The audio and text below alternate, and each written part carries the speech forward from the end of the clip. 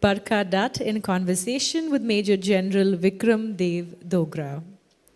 Barkha Dutt is an Indian television journalist and author.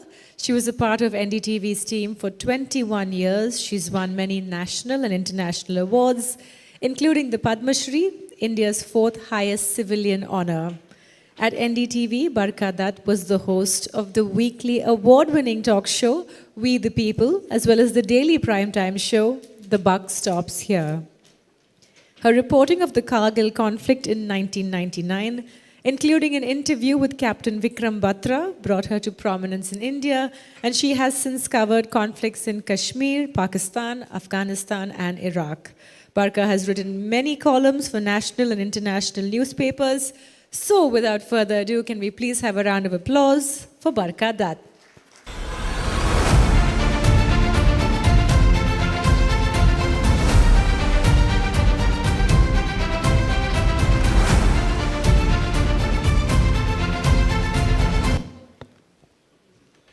Welcome, Barkha. It's wonderful to have you here again. Thank you so much. So, Barkha will be in conversation with Major General Vikram Dev Dogra, a recipient of the Sword of Honor and Gold Medal from IMA. He gained combat experience in Jammu and Kashmir and was part of the United Nations peacekeeping forces in Angola, Africa. A committed sportsman, he cycled from Leh to Chandigarh over 5 of the highest mountain passes, ranging from 13,400 to 17,600 feet. And in 2008, he did the Ironman Austria at the age of 58 to become the first serving Indian Army officer and the only general in the world to do so. In July 2019, he once again took on the Ironman competition in Germany and bettered his own time by 40 minutes. In 2022, at the age of 62, he did his third Ironman event in Barcelona, Spain. I think that deserves a round of applause. That's right. He is also a motivational and a leadership speaker, so we're really excited to have him here with us this afternoon. Let's hear it once again for Major General Vikram Dev Dogra.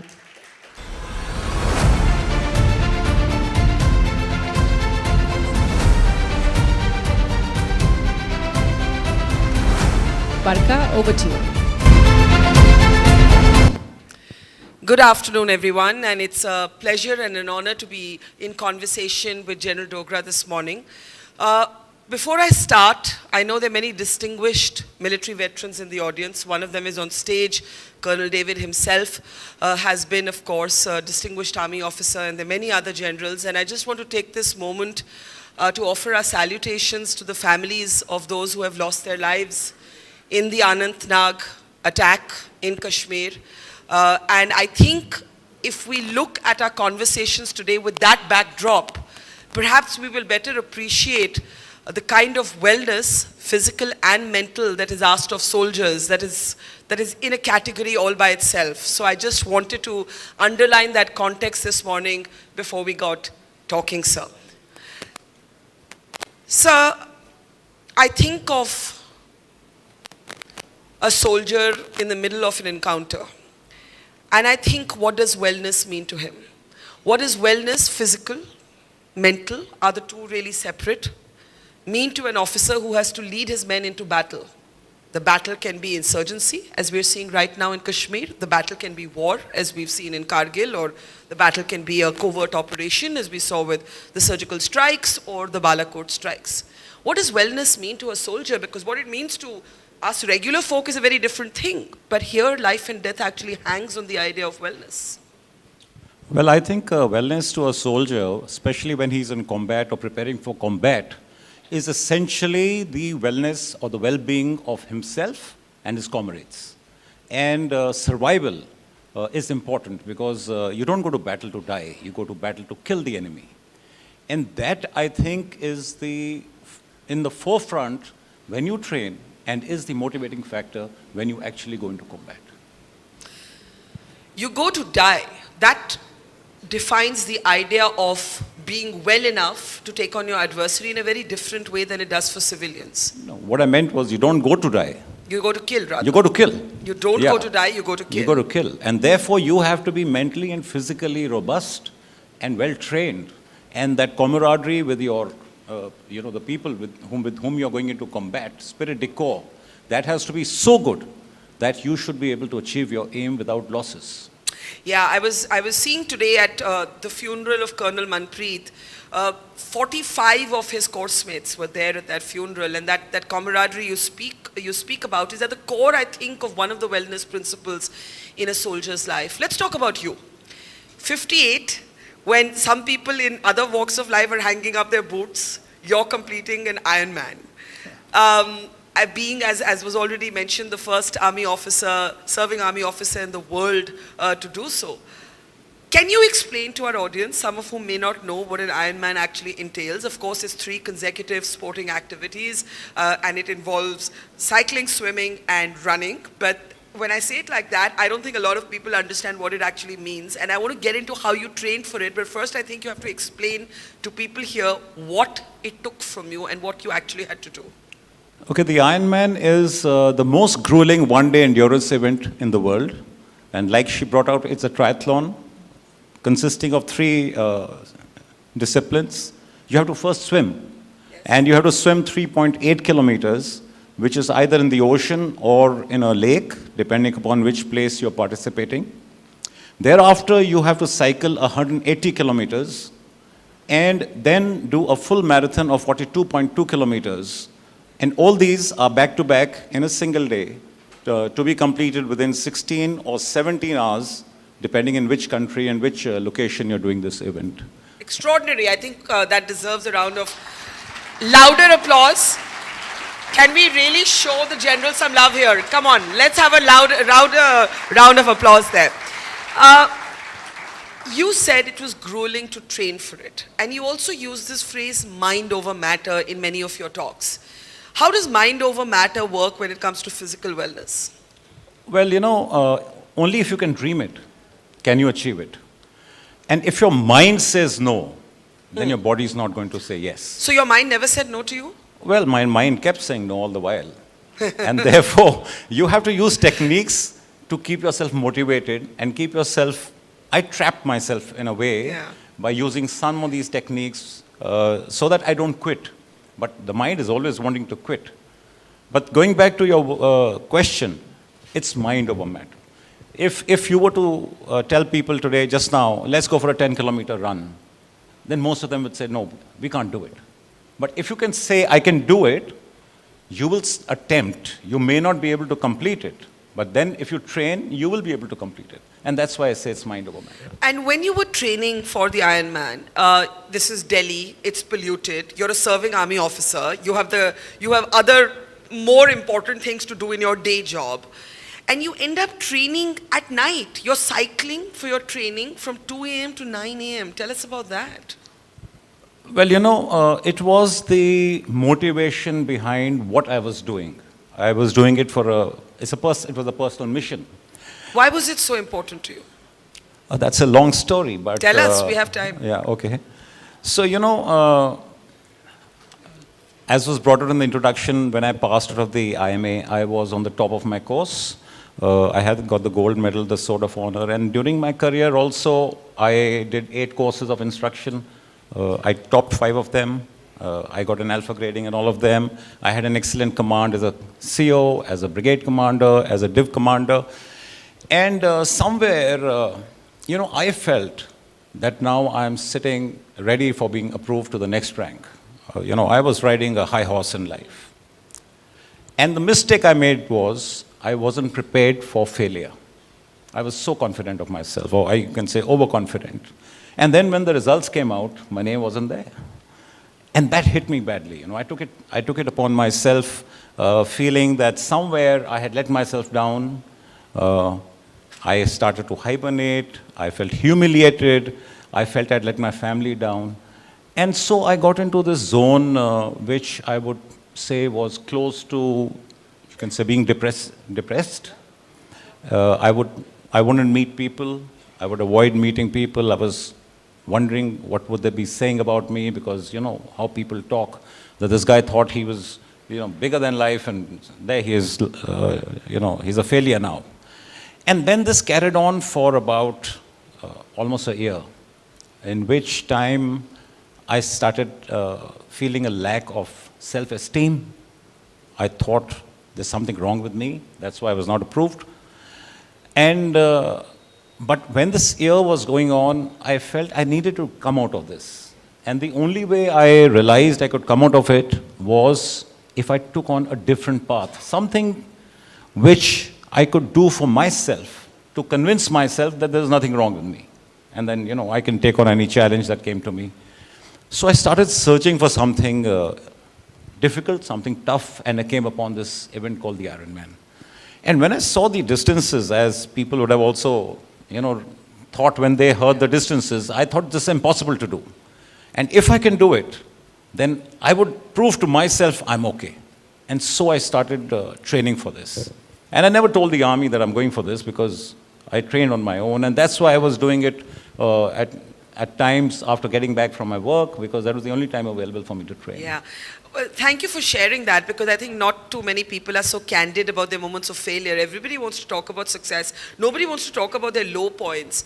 I think one of the things, before I actually come to sort of the physical stress of what you did and what you continue to do and better your own records, one of the things that you've always spoken about is that wellness is about how you tackle adversity. Everybody can handle success in a certain way, maybe not always the best way, maybe not always the appropriate way, but success is easier than adversity. What did your low phase teach you? It taught me failure. It taught me that failure is a reality. And it also made me stronger because I lived through that 1 year and then came out of it. And when I actually did complete the Ironman, those ghosts which were in my mind disappeared. I regained my self-esteem. I started thinking that, okay, I'm okay. There's nothing wrong with me. And so this entire journey was something which changed my life. I became, you can say, I got to know myself better in these times. During my entire service or my life till that moment, I had not actually experienced much of failure. But this changed me. And it made me robust, it made me resilient, and it also made me understand that it's something that is part of life. So let's come to how you actually trained. We've spoken briefly about how you had a day job, so you couldn't train in the day. It was hot, it was a polluted city. When did you sleep if you were cycling all night? Well, 24-hour day. Yeah. And time management is something that I learned a lot in this time. So give away about 10 hours to work because, you spend 8 hours at office, coming, going, and stuff like that. So you have 14 hours left, and 8 hours is what I needed to sleep because it was a physically enduring event. So that 6 hours that was balanced is all I could exploit. And therefore, if you have to exploit it for something like what I was doing, you have to sacrifice it elsewhere. So I didn't socialize. I cut down on family time, made it quality time. And that's how I managed to pull out time to train.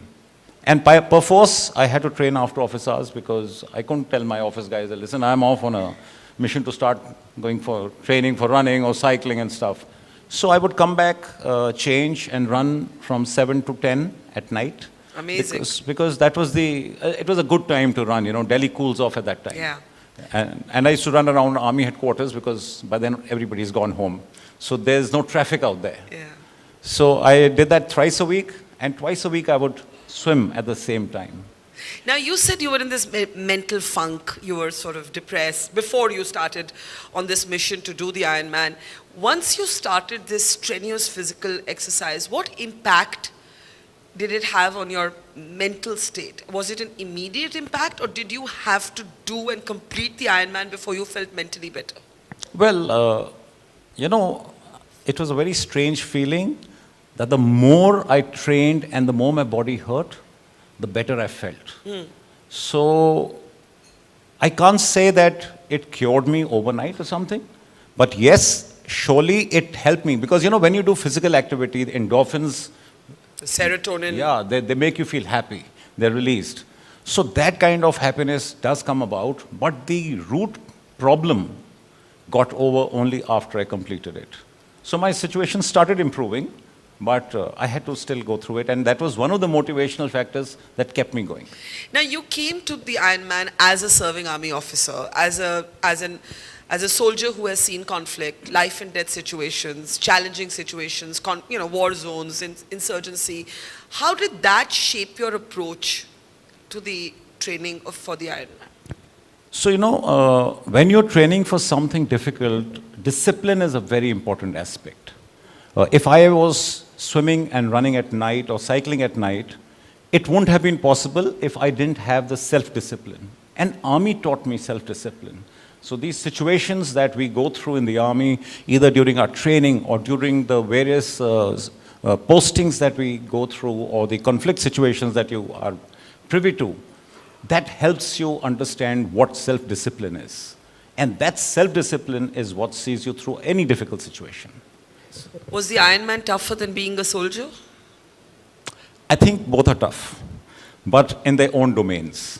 So I cannot, equate one. Yeah, I can't compare the two. Yeah, it's apples and oranges. But when I'm listening to you, what I'm struck by is that you shifted the goal of achievement to something you wanted to achieve from yourself instead of looking at a definition of success through the eyes of others. Right? Earlier it was, log kya keh rahe honge, what are they saying behind my back, do they quieten down when I enter a room, you got into that funk. But you set your own goal. How important is that the benchmarks of success, we're all tempted to measure our success by how others see us. How important is it to reclaim that from other people and make it our own benchmark? I think that's the most important. Because unless you look at yourself, when you look at yourself in the mirror every morning and you're happy with what you see, you cannot expect others to be happy with what they see. And that you only get when you have your self-esteem in place. So I think that's the most important. Your success should be for yourself. And therefore I keep telling people, look inwards. Don't compete with other people. Because everybody has a different story out there. But that's easier said than done, right? I'm sure it didn't come easy to you also in the beginning. Yeah, not at all. What was that mental shift you had to make as you were training? Well, I didn't really make any mental shift, but like I said, since I was doing it for myself and for my self-esteem, and I remained in the system because of the motivation that was there, at the end of it, this is what I took away from this experience. In the earlier panel, somebody was talking about work-life balance, and personally, I think that there are certain professions and certain spaces that don't allow it, where that phrase is meaningless. You have to have a very structured life for it to have, applied to your life. Now, did you have to throw that out of the window because you were working, and then you needed your sleep, and then you had that 6-hour window in which you were training? So you needed, you needed for that aim, at least in that phase of your life, to be put aside. You couldn't give equal time to all parts of your life. Actually, work-life balance is a very relative term. I agree. And it varies from person to person. Absolutely.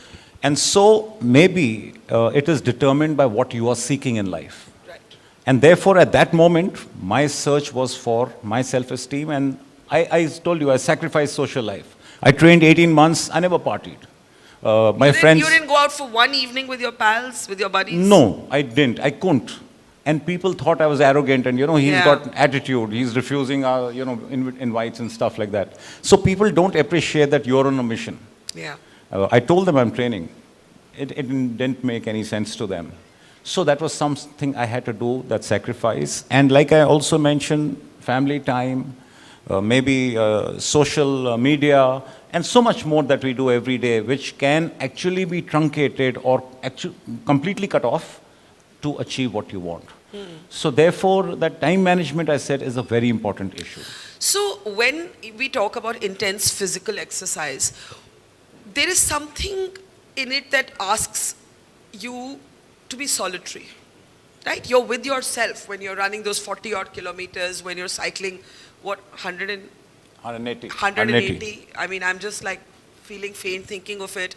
When you're running, the 3.8 kilometers, you are alone. You are alone with yourself. You have to spend a lot of time with yourself. Now, many people are scared to spend time with themselves because you have to confront your mind, you have to confront the thoughts in it, your body sometimes rebelling. If your body isn't rebelling, your mind is rebelling. And not many of us are used to being with ourselves for extended hours. How did that work? So, as I started this training, I learned, because I also did a lot of research and reading on how to make this happen efficiently. So, people are of the opinion that if you're going for, say, a run, they listen to music. Yeah. So, what happens when you listen to music is you're distracting yourself. You're not being mindful of what you're doing. You're not in the moment. But if you're going for a run, you should be doing it because you enjoy it. And for that, you have to be with yourself. So there are techniques. I used a technique called, the breathing technique, which is also used in meditation. For example, in running, I would synchronize the fall of my feet with my breathing. So you say 3 steps, you exhale. The next 3 steps, you inhale. And you follow that rhythm. And as you get into a long run, say you're doing a 20-kilometer run, after about half an hour, when this rhythm sets in, you actually get very mindful. You are within yourself. You can even meditate. In fact, I had an experience like that during the event. But During the actual event? Yeah, during the actual event. Talk about it. Yeah, I will. So when you do this, you are focusing on yourself instead of your mind wandering. And you will find thoughts will keep coming into your mind. You'll be wondering, what are you going to eat tomorrow? You have a meeting, you have to... So you don't need to block those thoughts. You let them come and pass through. Because the moment you block a thought, it gets highlighted. So let the thought pass and get back to your breathing technique. Now, when I was doing the Ironman, I had finished my 3.8 kilometer swim. I was 150 kilometers into my cycling. And I was really, really low on energy. My eyes were blacking out. I had actually a gel which I was to have, a protein gel, but I couldn't locate it. And there was... And you could locate it because you were kind of lost? No, it was, you carry them at the back of your pocket. Right. So it was difficult for me to reach it while cycling, and I couldn't find it. I thought I'd dropped it. And there was no station available where you could, where I could nourish myself. And so I was getting these, the road was blackening, and I was getting giddy. And that time, I remembered about this technique which I had followed of, synchronizing your breathing, and I synchronized that with my cycling. And about 10 minutes into this, I got transformed, and I connected with my mother who had passed away 5 years ago. And suddenly her face was there, very bright. She was smiling, and I had goosebumps. I had tears coming down my eyes, and I had this surge of energy which came in. And I completed the balance 30 kilometers. And I didn't know at that time what it was. But when I got back after the Ironman, I researched. And lots of people have shared these experiences if you go onto Google. So there's a kind of transcendental moment. Yes. You can get actually transformed from where you are, because that's what happens when you meditate. And so people can meditate while running. Do you think that that's because you're pushing your body and your mind to the very edge of its capacity, and that's where that sort of meditative rhythm comes from? Probably. I will not be able to comment on that because I'm not an expert. But yes. But what was your own experience? Like, what does it feel like? Does it feel like you're kind of out of your body? No. I just felt this surge of energy from my mother. And I could see her smiling. And, it was a very emotional moment. Yeah. That's why I got tears in my eyes, and the surge of energy helped me do those last 30 kilometers. And that changed the outcome of what I was doing that day. Otherwise, I would have to drop out the way I was going at that moment. Extraordinary. Yeah. Now, I know a lot of people would want to know, what were you eating when you were training? Were you eating? Yeah, of course. It sounds to me like you were not sleeping your 8 hours, though you're saying I you was were. sleeping and I was eating a lot. Yeah. What were you eating? Tell us, what was a day of, what was the regimen like? So, it's the fuel which gets you going. Yeah. And that fueling is very important. Yeah. And there are 2 kinds of fuelings. One is before the race, which is every day. And then on race day, it's totally different. And both are very important. Now, before the race day is very simple. You work out how many calories you're burning, and you must consume those many calories. Right. But of course, in the right proportion of the protein, the carbohydrates, and you must have the vitamins which are essential for you. So there's no So great... you were having regular meals? Yes. I was having more than the regular meals because my metabolism was so fast. Correct. I was hungry every 3 or 4 hours. And I would... The food I could consume orally was not enough. So I had to supplement it by, these energy drinks and protein shakes so that I could sustain myself. Because beyond a period of time, if you don't have good nourishment, you not only start feeling tired, your face shows it. Yeah. You know, it starts hanging, and that's a signal that you're not eating enough. But on race day, you can't do all that because you are going to perform. Right. But you need the nourishment because your event is over 15, 16 hours. Right. You also need the correct hydration. So there's a lot of science there because there are these energy gels available which are 32 grams sachet, which give you 100 grams of protein, 100 grams of 100 calories, and that sustains you for about half an hour. Because the But amount. then how many of those can you have on race day? Yeah, so you have to keep having something because the amount of calories you're consuming, which you're burning, is in the range of 8 to 9,000.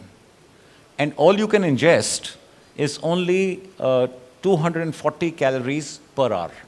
If you have more than that, you get bloated.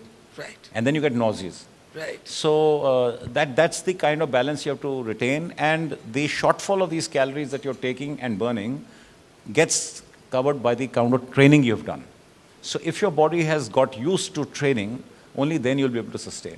So I know a lot of people inspired by you might say, is there an age which is too old to start training for this? Not at all. And you know, I must tell you, the person who actually is my idol, she's a woman. Oh, really? And she doesn't know that I'm inspired Yes. by her.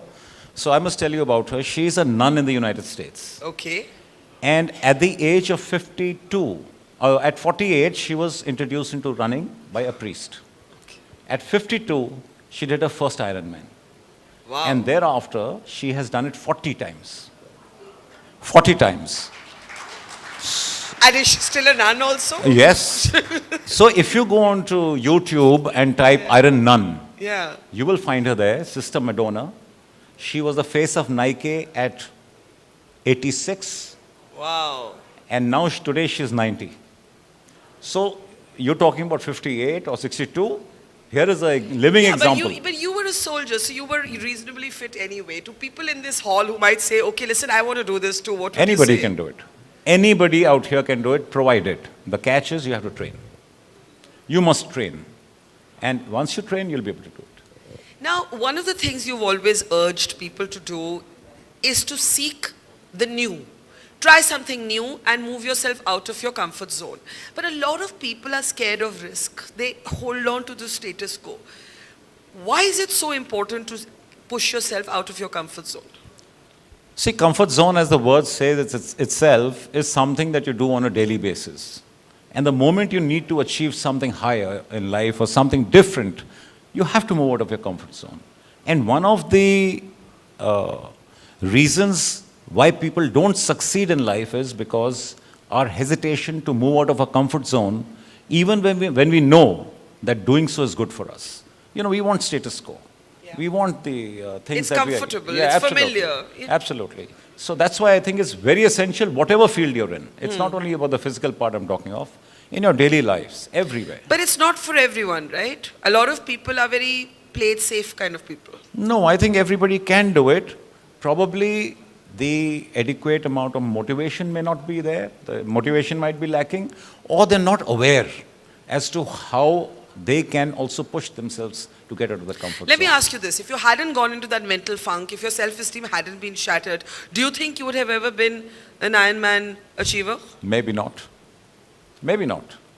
Because I had a purpose. And that's why I keep talking of the motivation.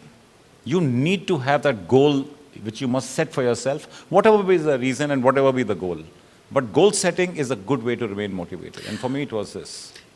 We have 2-3 minutes left. Let me ask you in the end to talk about how this has changed you. If you were to look back at your life before and after this kind of very intense, goal-focused, defined physical mission, because it is a mission, how it has changed you. Were you a different guy before and after? What would you say?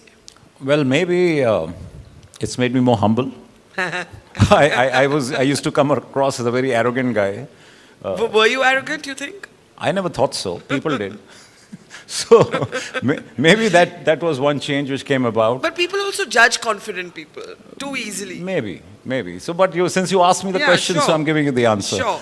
And also, I feel that I have understood that you can achieve things which otherwise seem impossible to even imagine. And for that, Be generous with your applause. Don't hold back. Yes. thank you. And for that, you need to actually persevere. Yeah. You need to work. There are no shortcuts in life. And today, we all are looking at shortcuts, quick fix solutions.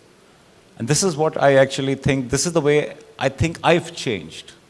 I became calmer, I became focused, and I became maybe easier at taking on difficult situations. Like when COVID came, it didn't bother me. I was happy that COVID came, and we had 2 years of peace and quiet, and like somebody brought out initially, it was a good time for bonding and doing things without running Reconnecting. around. Yeah. Yeah. Yeah. So I don't get shaken up now by situations which are difficult and which may want more than what you normally give. Other than the chemical evidence that your serotonin levels actually go up when you exercise, what is the connection between the mind and the matter? What is the connection you have experienced See, between like I said these earlier, two yeah. ideas of wellness, mental and physical? So mentally, you have to first convince yourself mentally. You have to first decide mentally that you can do it. And where will that strength come from? Well, Some might ask. That strength comes from motivation. That strength comes from pressures from outside or from within. So you can use techniques of both these and then get motivated. And only once your mind decides, can you then execute it. That's where these linkage is there. So if you had to, in the end, explain to the audience here, the one thing that stays with you when you go through these grueling 17 hours, what do you carry back with you when it's over? You've bettered your record, you've matched your record, and you haven't given up with one, you've continued to do this. What is that thing that you carry back home with you? I think the only thing you carry back home is satisfaction. You feel happy that you have achieved what you set out to achieve, despite it being considered to be so difficult and the most difficult enduring event in the world. So it's just a satisfaction. And that satisfaction then is the catalyst to everything else which I spoke of, the changes that I found in me. Well, General Dogra, it's been a really inspirational 30 minutes. I was looking at the clock. I don't even know where the time went. Absolutely fascinating. Our salutes to you. And let's hear it for General Dogra. Thank you. Thank you very much, everybody. Thank you, sir. Thank you. Thank you, sir. Thank you so much. We'd like to request General Devraj Anbu to please join our guests on stage to present them with a token of our appreciation.